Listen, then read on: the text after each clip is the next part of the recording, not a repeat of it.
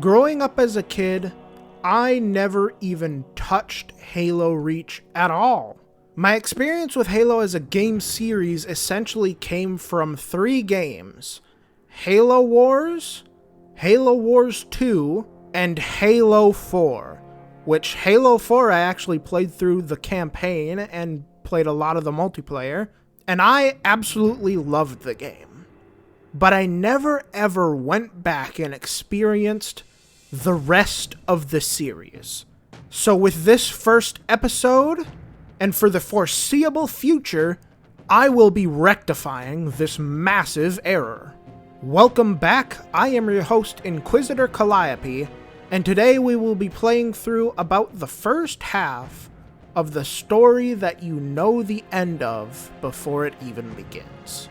So to essentially tell you how this episode is going to go and to show how the episodes are going to be going forward for the rest of the Halo games, first off I'm going to give my first impressions, of course, usually based off of the first mission, and then I'll continue on to start talking about the story. So of course, Mission 1 of Halo Reach. It essentially opens up with you going on a mission, going to check out what you think are some insurrectionists disabling one of your UNSC listening posts, to which you fly on over in a plane, which I forget the name of. I don't think it's a Pelican. The Pelican is a spaceborne one. I don't know what this one is. The Falcon? I think the Falcon. I'll put it up here if I got it wrong, or honestly if I got it right. But then we get to the start of the mission. And honestly, the atmosphere at the very start of the game here is so extremely tense, despite 1, knowing exactly where it's going, and 2, it being a first-person shooter game, which I usually don't think of as a scary game sort of at all. It really nails down the confusion as you start to discover that actually these aren't bullet holes, these are plasma burns. Everybody is dead, which you kind of expected at first because of Rebels, but it just feels so off because it looked so easy. There's a dude that's straight pinned to the wall, which, why would a human ever do that? And lastly, before you encounter the Gleagles themselves, you meet a farmer who says that something, not someone, something killed all of his neighbors in a field. All of this perfectly leading up to encountering the first strike team of the Covenant of Jackals, Grunts, and the Elites. I usually do not play narrative-based games at all. I don't really like them all that much. I kind of don't even like watching them on YouTube. But this immediately had me. From meeting your little found family with the Noble team, to establishing how people feel about you in that team, to going on your first mission together all within the first 5 minutes, and then you're on your way through that mission, getting to know the controls in a very natural way and feeling the tension. It's all so perfect. And of course, it would be absolutely criminal if I did not mention the first opening cutscene, where you're essentially just zooming in on the hellscape that is now Reach, which, yeah, really leans into the idea that you know the ending before the game even starts. You cut from seeing a helmet whose owner you absolutely do not know, to seeing that same helmet in your hands. It's fucking cinema. It's just hands up absolute cinema. There's no other word for it. So naturally, with the first Covenant encounter, meaning that it's obviously the first combat encounter of the game, you get to test out the Magnum and the assault rifle. I immediately pitched the Magnum over the nearest cliff because I do not like the Magnum in any Halo game that I have played. Which, yes, I know I only really have played Halo 4, but I have played like a match of Halo Reach competitive once before, and I still didn't like it there. I have heard tell of the absolute nightmare that is the Halo CE pistol, but, you know, we're not there yet. So I immediately pitched that over the edge in favor of the first dropped plasma pistol that one of the Grunts dropped. And for very good reason. I had absolutely no idea that the charge shot on these things tracks. And of course, them getting rid of the elite shields even with the basic shot so quickly is just so refreshing. The story is really, really, really good. Essentially, moving on from the mission where you learn about the Covenant on the planet, you help that one guy's daughter. The members of Noble Team are each sorta, kinda humanized in this part a little bit, because George helps out the lady and calms her down. All while they're trying to contact the commander on planet to tell them, hey, there's Gleagles down here, we gotta do something about this. But from what I remember here, and I just, like, an hour ago got off playing the game, so this is all just fresh in my head, about as good as my memory will possibly be at this moment, even though I have bad memory. So if I miss something, if I miss a little detail, please forgive me. But what I remember happening next is essentially a full-scale Covenant invasion starts. And the next place we go to is Sword Base. We get to drive around, drive up to the front of the Sword Base, find a target locator, use the target locator, which I actually accidentally took out both of the wraiths on that level with one shot from the target locator. I wasn't even trying to do that. I was straight planning to target the other wraith, but then both of them exploded. But yeah, we move along towards the front of the base where the Covenant are all attacking and besieging the place, and we're all kind of just like wondering, hey, why are they doing this? This is a little weird, a little goofy.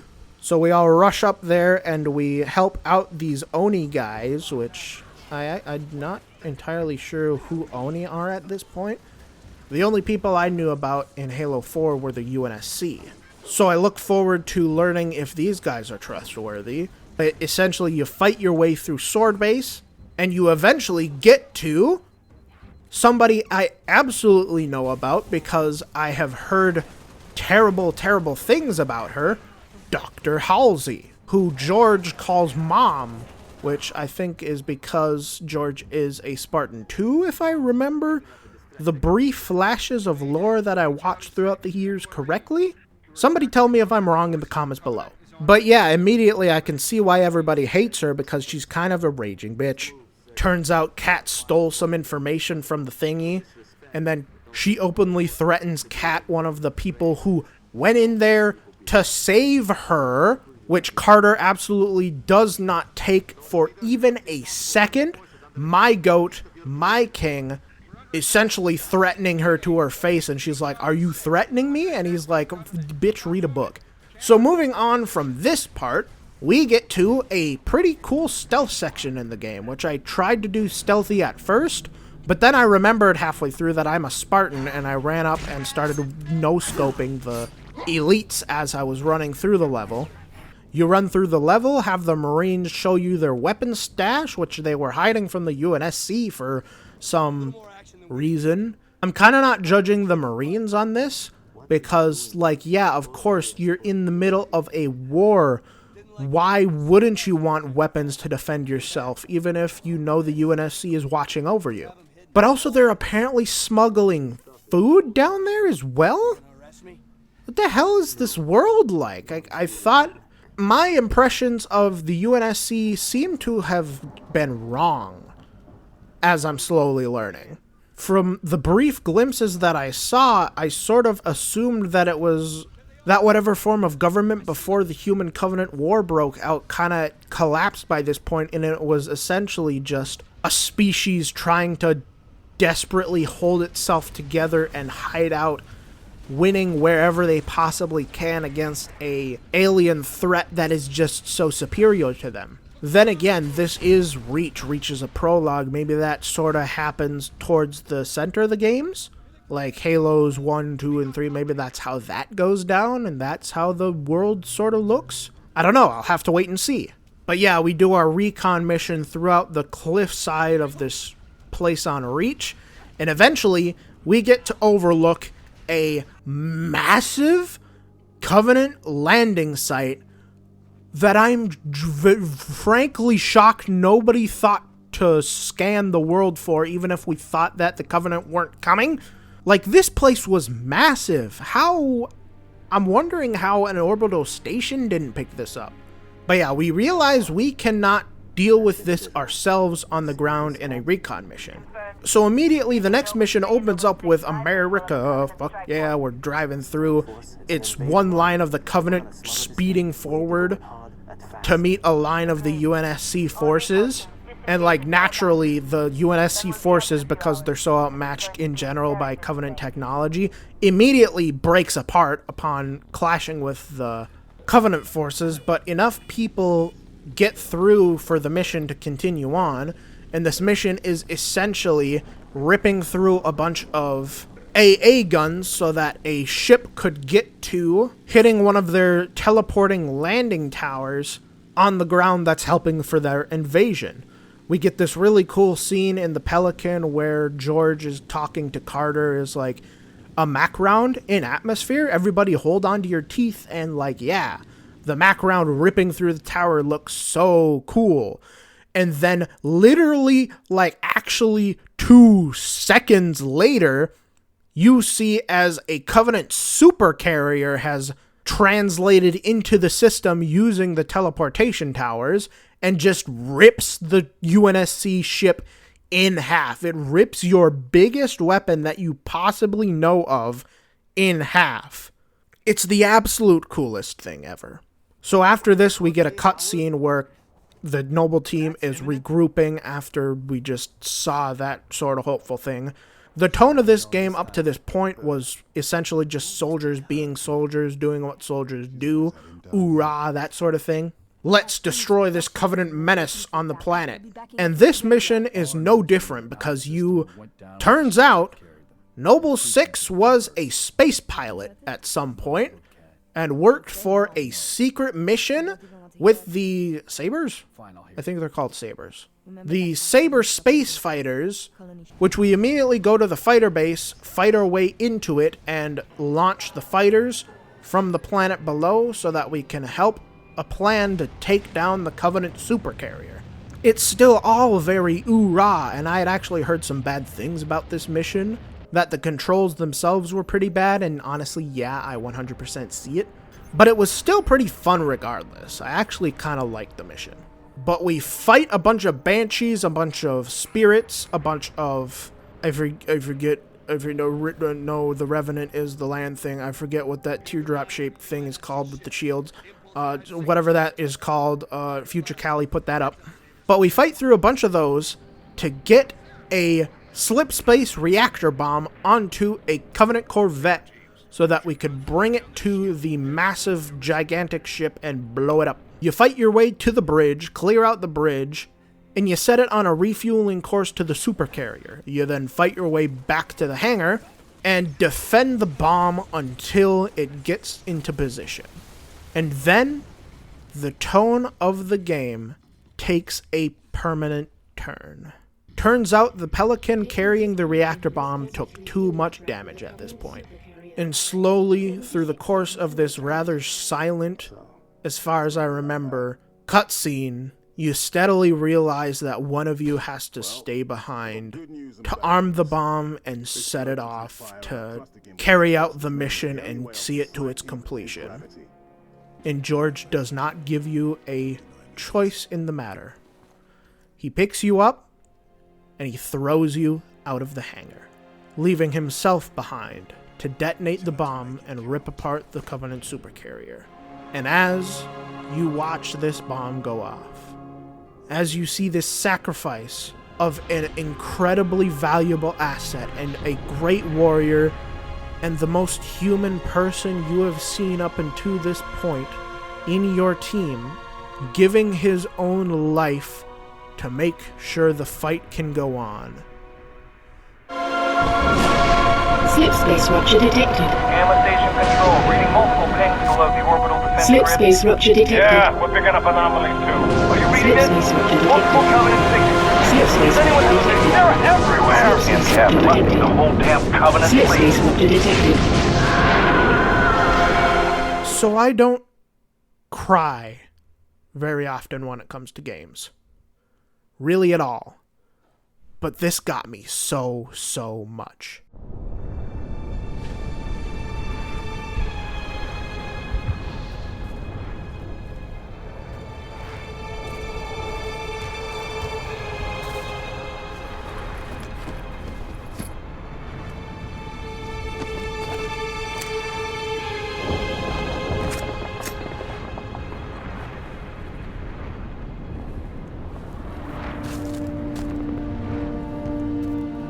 If you were involved in a conflict that you did not think you would see the end of, what would you do? If you knew for a fact that your life was expendable, or that whatever is being fought for is doomed, either to never truly succeed, or only succeed in the lifetimes of the generations after you if they are lucky, what would you do? Those people in the modern age that do not see this type of conflict always have easy answers. I am not going to say I am one of these fighters, but my documented history of looking at them on this very channel as they existed in the real world came up as I was playing through this last half of the game. And now that I have mentioned them and set the tone for the second half of my experience of the Halo Reach campaign, it is time to go into the Grunt Hall of Doom and Despair. So the heartfelt introduction right after losing George is immediately broken up by these little shits running through the halls, waving glowing grenades around, intent on taking you with them. I did not have any footage of this the second time around because the first time I played this mission, back last week while I was recording the first half, just to see where things went because I couldn't leave it on the cliffhanger of George dying, I spent a good 10 minutes on this part alone being surprised by and then dying to the Ungoy. The fucking Ungoy. It was supremely irritating to push past this part of the game the first time around, but the second time around, as soon as you know to take it at a snail's pace and look around every single corner you come across and immediately have your hand over the S key as soon as possibly necessary, things go decently well for you. I have a new appreciation of the pistol after this, but I do not see it as a positive that the thing that forced me to do this was hell in a hallway. After this, you encounter a Marine group who is hard at work evacuating the city of anybody who needs help, and is still there. Having this sort of mission right after you lose George, I think, was supremely necessary, because you need to remind the players that they have a job to do, and of the people who can't fight back and need you to keep going, ensuring that you know the rest of the tone of this game. For even with all of the tragedy, George didn't die for nothing, and nobody else in the future of this game will die for nothing either. You make your way through, you meet up eventually with an ODST, you get a jetpack, God, this thing makes you so damn slow, I hate it, and eventually this all culminates in you saving multiple civilian airliners from a Corvette through activating missile systems. You save a lot of lives in this part of the game, and as stated before, it was sorely necessary. Especially because next up, suddenly the city is hell on fucking earth that you are flying through in a Falcon. On a more serious note, as you're flying through this mission deactivating jammers, the Covenant put up for honestly a reason that the level made me forget because of the spectacle of it all, you see and hear and ultimately feel, if you have a controller with rumble on, or are wearing headphones like I was on the computer here, Corvettes teleporting in and glassing the city below. With each new plasma blast, the city becomes more and more molten, and so does the land underneath it. I think this really put into perspective for me what a glassing was actually like. Because I come from the universe of Warhammer 40k, where the equivalent of glassing is so extremely more simple, it usually only takes a few minutes. If not, at the very most, a couple hours. The Covenant's glassing efforts are a deliberate, very well understood undertaking that takes several months to do correctly. During all of this, as I paused to watch and swiveled around to look for every new ship as it came in, every single blast, as I watched the city be turned to glass, my mind went to an interesting place. I don't know much about the Arbiter in the second game and beyond. I know that he went from a name of Thul Vadami to Thul Vadam over the things that he did during the Human Covenant War. A name change. 2 letters after his name. If the spirits below in New Alexandria broke free from their now crystalline prisons that were once their bodies, I wonder if 2 letters is seen as enough to them. But this mission is talked about not because of future contemplation of events that did not happen yet, but because of another death. Which in this case, actually, I kind of found a little bit funny because of the whole thing behind it is Cat, a special ops expert, is taken down by a single shot from a passing phantom that probably randomly just happened to cross our group. They had just glassed near the building, after all. How would they have expected anybody got out of there fast enough? And after this, we return to Oni Sword Base to retrieve something we don't truly understand. On the way, one of the first things you find is a scorpion, baby! Yeah! I have been waiting so damn long to use this weapon of war. The Covenant cowers before my military strength. There is not a single alien being on this planet that can resist my power. Sorry about that. I may have blacked out a little bit. So what was next? Yes, we drive the Thing along to take out some anti-air guns. A mirror of an earlier mission in the game, but this time a lot more easy despite the area around being so much more destroyed. We clear the path for the Pelican to get to Oni Sword Base, and we start to fight our way through and then fight our way down, where, interestingly enough, an AI is leading our companion AI along through the base, something that is not very well known at the time. And it's at this point that I immediately knew who it was because I know even a second of Halo lore. Here you experience the biggest siege of the entire game.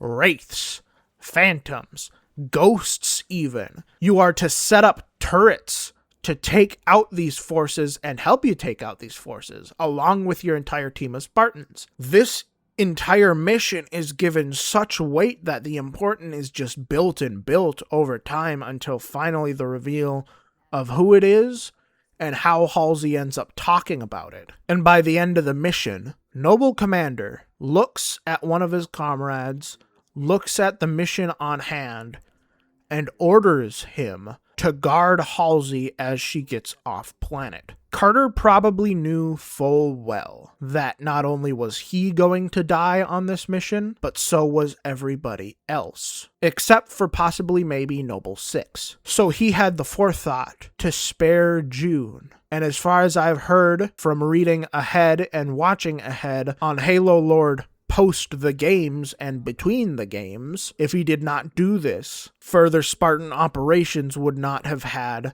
the experience they'd need to hold their own against the remnants of the Covenant and eventually the Banished. Sure, Master Beef would still be running around, but I think a lot more losses would have been had if he had not done this. But from here, we get on a Pelican and we ride out through the canyons to get to the Pillar of Autumn. The next mission opens up on another even more serious note. Carter is so severely injured taking shots through the canopy, but he is still driving the Pelican, making sure the last 2 alive, Emil and Noble 6, get their way to the Pillar of Autumn. Eventually, we have to be dropped off in a canyon and make our way through as fast as we possibly can towards the dry docks on the other side. 2 lone Spartans fighting their way through an army that is rapidly dropping heavy ordnance vehicles, scarabs crashing down all around us to take out the remnants of humanity's armed forces on Reach. We managed to zoom by some of them in a mongoose, and when we ditched the mongoose, we hit no eventful snags until the very end, where a scarab catches 2 people out in the middle of essentially nowhere behind no substantial cover, charging its beam. There is not a way to stop it by any weapon systems. But what is a ship if not a big flying rock? Noble Commander is dead, and we make our way through to the dry docks. And oh boy, the suffering I felt on this level.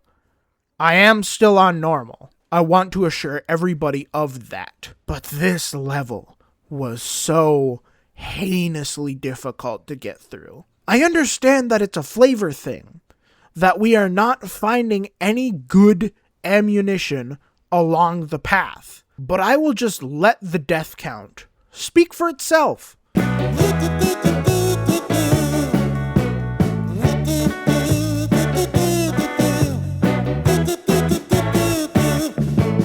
Alright, back to serious mode, because the seriousness just continues happening all throughout the mission. There is a rush to get through the dry docks and get to the landing pad so that a Pelican can pick Noble 6 up and bring him into the Pillar of Autumn, and we are about to do this. Noble 6 has a way off the planet for a moment until a spirit screams in past Emil's Mac cannon and drops sword elites directly on his head. He takes out 2 of them, one of them having already gotten the killing blow on him as he whips out his knife and stabs him in the throat. Emil was honestly the lowest point of Noble Team throughout this entire game. He really didn't have much of a personality as far as I saw, and was really just the edgy, early teenager emo era character obligatory to any games. But the man earned my respect the way that he went out. I can honestly see why people actually like this guy, even though the only really endearing moment that he has is his death. But seeing this and realizing that the Pillar of Autumn cannot get off planet if that Mac cannon is not manned, Noble 6 salutes Captain Keyes and rushes to the controls. You're constantly taking fire in this thing. The Covenant are swarming the dry docks. Anybody left behind here is most assuredly dead. But you take down the spirits that are rushing to kill you as they killed Emil until the Corvette is in range, and you send its laser beam exploding, giving the Pillar of Autumn the opening it needs to get off planet and get to wherever Cortana was pointing them.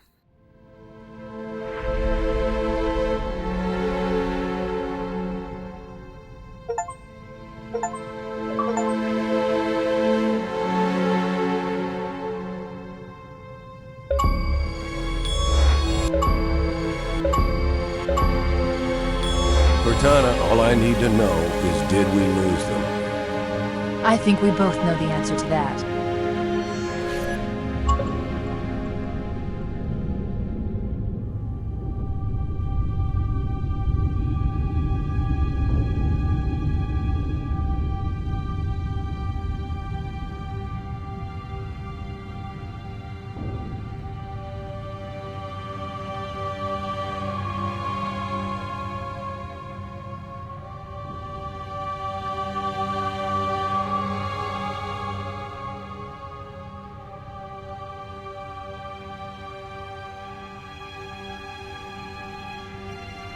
Just a few short hours after the last hope of humanity leaves the planet, Noble 6 is left walking alone through ruined houses of a newly deserted planet. He finds a spare cache of weapons, one of them being a goddamn Spartan laser for some reason, holy shit. And on August 30th, 2552, the man entrusted by Cortana to be the courier of the savior of humanity dies at the hand of an elite.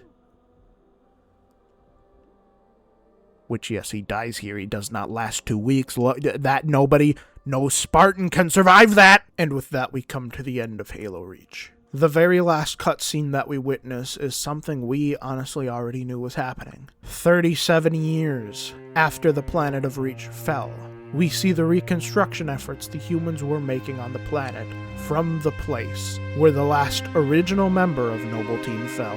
We see that the suffering was not all for nothing. We see that this hero, through his efforts, saved us. We see the fruits of a generation after the one that was fighting, bared and ready for harvesting. It is a perfect reminder for what we in the real world need to keep doing, even if we don't think we're going to live to see a better world, because what we do now eventually will come to be good for everybody. In terms of the game world, you'd best believe I am preparing to do this very good with the two hands of not just a demon, but the fucking demon. The Covenant soldiers on Alpha Halo will remember Reach.